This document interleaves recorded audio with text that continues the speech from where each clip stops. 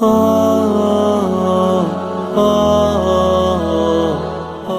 forget to like, share and subscribe. Ask Rana Studio. السلام علیکم ورحمت الله وبرکاتہ.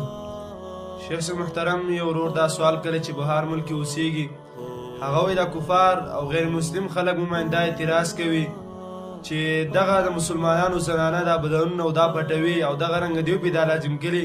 شیخ صاحب محترم وایي دا خو دیو سره ظلم او زیاتې کوي. وعلیکم السلام ورحمت الله.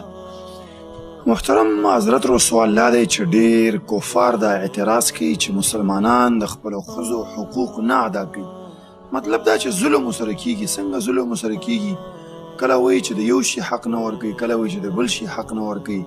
یو اعتراض یې دا هم دی چې دوی باندې ظلم کیږي، د ځانونه بدنونه د دوی پټوي. موږ ول دوی ته وایو چې آیا تاسو د خپل کتابونه منئ او که نه منئ؟